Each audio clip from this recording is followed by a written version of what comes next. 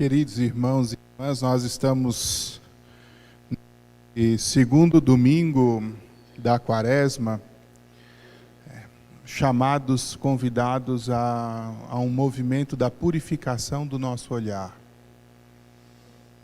Confesso para vocês que quando tomo contato um pouco com essas leituras, sempre me vem o problema que a sociedade hoje, o mundo hoje tem metafísica. Eu acredito que, mais que nunca, o nosso mundo precisa de metafísica. Engraçado dizer isso, né? Porque o que é a metafísica, né? Assim, metafisicar, né? Além da física, olhar além da natureza, né?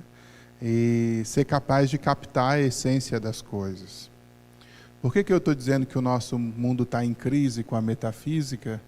Porque nós, em função de um subjetivismo exagerado, né, deixamos de consultar com clareza a realidade. E na medida em que a gente não respeita e a gente não olha com clareza a realidade, nós começamos a criar muitas das absurdidades que nós temos hoje, né, na nossa sociedade. Por exemplo, né, quando você vê todas as classificações de gênero, né, a gente não consegue permanecer no óbvio e no evidente, que é o masculino e o feminino. Por conta da voluntariedade de todos, né, que não conseguem escapar da evidência que está ali. E, no entanto, se tenta fazer essa questão. E tantas coisas que nós queremos fazer mudar, né, a partir da experiência do nosso desejo, né, da nossa vontade, sem respeitar a realidade. Antes de nós experimentarmos esse subjetivismo muito grande, havia uma certa serenidade no conhecimento, né? O que era o conhecimento? Conhecimento era a adequação do nosso intelecto à realidade objetiva. E isso implicava dizer que nós éramos capazes simplesmente de perceber as coisas e as coisas nos davam a informação a respeito daquilo que elas são. Eu posso botar 40 cadeiras diferentes aqui, e se eu for perguntar o que é, nós vamos dizer cadeira, cadeira, cadeira, cadeira, cadeira, cadeira para as 40. Por quê? Porque o nosso intelecto é capaz de captar, né, as formas das coisas, é capaz de ir à essência das coisas e de trazer, né, para a nossa interioridade aquela informação que, em certo sentido, ilumina, né, a nossa consciência, de modo a sermos capazes de diferenciar as coisas e de dar nomes a elas. Isso hoje está tão relativizado em que nós temos, inclusive, a suspeita a respeito do nome das coisas. E estamos aí um tanto quanto perdidos, né? Porque não sabemos, na nossa vida, experimentar um pouco mais do realismo e de saber lidar com as coisas do modo como as coisas são, né? E de saber enfrentar as nossas questões no sentido também de resolvê-las, né, diante da realidade. E é um idealismo que nos projeta muitas vezes para fora daquilo que é o caminho pelo qual, né, nós vamos, se percorrermos, alcançar de fato uma plenitude. Por que eu estou dizendo isso sobre a crise nossa com a metafísica? Porque hoje a Sagrada Escritura nos convida a um olhar transcendental, a sermos capazes de ultrapassar a trivialidade para compreender realidades mais profundas. A montanha, na Sagrada Escritura, sempre é o lugar da manifestação de Deus. Hoje, Abraão é levado a subir uma montanha com uma ideia de fazer um sacrifício do seu próprio filho, o filho da promessa, o filho que Deus havia dado a ele. Mas ao subir a montanha, Abraão faz um movimento que é um movimento interessante, que é um movimento de docilidade à vontade de Deus, na confiança de que Deus, que é aquele que pede o movimento da fé, é capaz de dar as respostas a Abraão. Abraão subiu ao monte que hoje chamamos o Monte Moriá, né? Não sei se vocês sabem onde fica o Monte Moriá. Sabem? Ficam ali em Jerusalém, o lugar onde foi construído o Templo de Jerusalém, e hoje estão as mesquitas islâmicas lá, né? Ali Abraão, né, erigiu aquele altar de pedras para sacrificar o seu filho Isaque.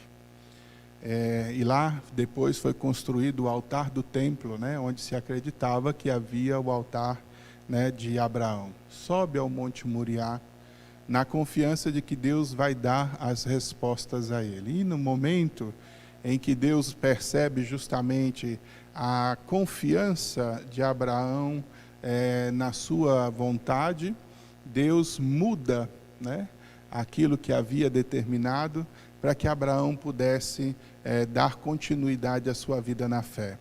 E dizendo ainda mais, esse que é o objeto do sacrifício vai se tornar o caminho da bênção, vai se tornar o caminho da graça para todos os povos. E isso vai se confirmar em Jesus Cristo. Se Deus poupa o filho de Abraão, não poupa o seu próprio filho, né? Porque, interessante que Jesus vai ser sacrificado naquela mesma cadeia de montanhas, do lado, praticamente, no Monte Calvário, né? E ali haverá o sacrifício do Filho único de Deus. Quando nós olhamos essas realidades, né, de subir a montanha para compreender na obediência aquilo que é a vontade de Deus, nós conseguimos olhar hoje também para o texto do Evangelho e ver que os apóstolos também sobem a montanha com Jesus para olhar além daquilo que é aparência. Para olhar além daquilo que é aparência. Dizer, Abraão conseguiu o olhar da fé ao subir por obediência o Monte Moriá. E os apóstolos conseguiram também depurar o olhar da fé ao contemplarem Jesus no monte, naquilo que é a sua verdadeira natureza. E aqui é belo ver que Deus permite ao homem enxergar além da aparência. Acho que talvez, é o que eu estou dizendo, é o grande desafio nosso, da nossa sociedade, é nos tornarmos capazes de sermos mais profundos. Quando eu olho hoje a quantidade de discussões que nós vemos e quando eu olho hoje a quantidade de problemas que são apresentados, a gente vê a falta de profundidade, né? Às vezes até a desonestidade em relação àquilo que se mostra. Uma sociedade que se baseia no Instagram é uma sociedade de aparência. Eu não tenho nenhum amigo meu, e são poucos os amigos que eu tenho, até porque a Sagrada Escritura diz que quem encontra um amigo encontra um tesouro. São poucos os amigos meus e todos os amigos meus conhecem a minha interioridade, conhecem a minha maneira de pensar e conhecem a minha vida. Não olham só a aparência, mas conhecem em profundidade aquilo que está por trás da aparência. Quando a gente está numa sociedade que tem um desejo tão grande de mostrar as coisas, mas que não se dá em profundidade ao outro, a gente percebe o vazio existencial que hoje nós nos encontramos. A gente vê a futilidade da busca da fama e da admiração dos outros. A gente vê a futilidade dessa busca, né, de exaltação da aparência em detrimento justamente daquilo que talvez seria mais nobre e mais belo, que é conhecer justamente a profundidade que existe no outro. Eu vou dizer uma coisa para vocês, também para os seminaristas, né? Uma foi a pastoral que eu fiz quando era seminarista. Outra é a pastoral que eu faço como padre. E vou dizer a vocês por quê. Porque quando ia como seminarista trabalhar na pastoral, nós fazíamos muitas coisas, mas era todo um movimento exterior. As pessoas muito bem dispostas, né? As pessoas muito boas para conosco, nós também muito bons para com as outras pessoas. Essa é a pastoral e que, em certo sentido, nos coloca dentro de uma dinâmica em que fazer as coisas parece ser muito bom. Mas eu vou te dizer que eu comecei a fazer a pastoral de verdade quando eu sentei no confessionário para ouvir as pessoas. Quando as pessoas se tornaram capazes de se apresentar para mim em profundidade, para a gente entender aquilo que é a verdade que precisa ser trabalhada dentro da caminhada da fé, para a gente poder ajudar as pessoas na profundidade dessa libertação que vem de Jesus Cristo e que de fato está lá na intimidade. Poder conhecer o outro desde dentro e não simplesmente da aparência. É outro tipo de relação quando a gente se dá, né, nessa perspectiva da interioridade. Quando escuto hoje todas essas leituras, eu fico pensando o quanto falta para nós darmos passos de confiança nas nossas relações. Parece que somos todos pequenas ilhas isoladas no meio do mundo, porque no fim das contas são poucas as pessoas que nos conhecem de fato na intimidade. Porque nós conseguimos estabelecer esse grande medo e essa grande suspeita entre nós, de modo que o outro se torna para mim um obstáculo e não um caminho de engrandecimento, de abertura de vida e de progressão também na experiência da graça. Como é solitário, né? A vida da pessoa que de repente não consegue partilhar com a outra a sua própria interioridade. Eu digo que todo caminho espiritual e toda espiritualidade parte justamente em nós sermos capazes de nos colocarmos diante de Deus na nossa verdade, para dar passos concretos com Ele na transformação dessa experiência na vida. Como nós precisamos aprender a nos dar de verdade, né, às outras pessoas. Como nós precisamos confiar e ter um certo pudor e um grande respeito, né, da nossa intimidade. Hoje nós temos um problema sério porque nós queremos mostrar tudo. Nós queremos mostrar tudo. Acho que não tem espaço, né, para a gente de repente viver com serenidade a nossa vida também interior. Partilhar a interioridade implica também entre nós um profundo respeito e um profundo zelo por aquilo que é a verdade do outro, que precisa ser guardado e respeitado. Quando nós confiamos a nossa verdade a outras pessoas, estamos confiando a nossa vida. Intimidade é uma coisa difícil de estabelecer e nós precisamos ter um respeito profundo quando as pessoas nos confiam as suas verdades, as suas interioridades. Por isso, é muito duro quando a gente pensa que a primeira coisa que a gente tem que fazer com tudo aquilo que a gente descobre na vida é publicar isso no WhatsApp. Quando nós achamos, né, que tem coisas nossas dentro de nós que são tão preciosas, que não devem ser dadas aos outros como pérolas aos porcos, mas que precisam ser confiadas àquelas pessoas que já foram comprovadas na experiência do amor para conosco. E como é importante, queridos irmãos e irmãs, a gente entender o sentido belo que existe no privado, na privacidade, na intimidade, que deve ser ofertada só àquelas pessoas que nos amam, nos respeitam e cuidam de nós. Nessa sociedade em que tudo é público, nós já perdemos inclusive o senso de respeito em relação àquilo que é a intimidade do outro. Quantas coisas expostas que deveriam, na verdade, ter sido guardadas. Quanta exposição de fragilidade do outro que deveria, na verdade, ter sido cuidada e acompanhada na intimidade. Quantos limites, muitas vezes, nós usamos do outro como forma até mesmo de autopromoção? E, nesse sentido, em vez de progredirmos nas nossas relações, vamos criando cada vez uma distância maior. Porque eu posso apresentar a aparência para todo mundo, mas eu tenho medo de expor a minha intimidade ao outro, porque o outro não sabe guardar aquilo que é meu, aquilo que é profundo, aquilo que é interior. Assim, vamos ficando numa sociedade que mostra todas as coisas, mas que infelizmente continua profundamente solitária.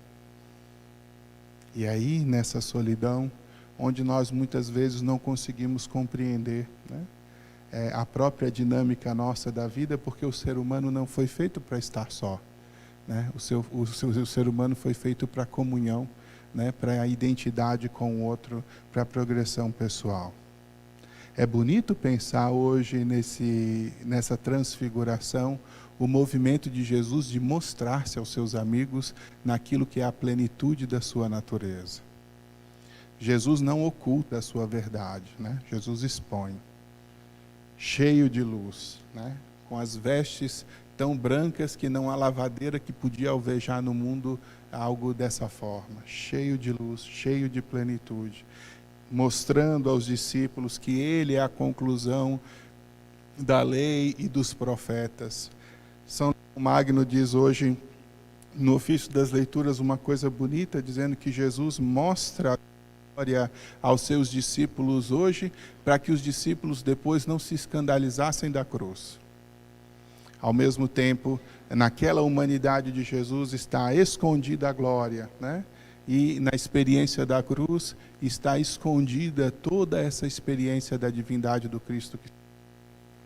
Assim, há um convite muito concreto a irmos além da aparência, a crescermos nos nossos relacionamentos com generosidade e com profundidade, a crescermos no respeito um pelo outro daquilo que significa a nossa intimidade, a fazermos progredir essa vida interior que deve ser construída, sobretudo, numa intimidade minha com Deus e minha com os outros.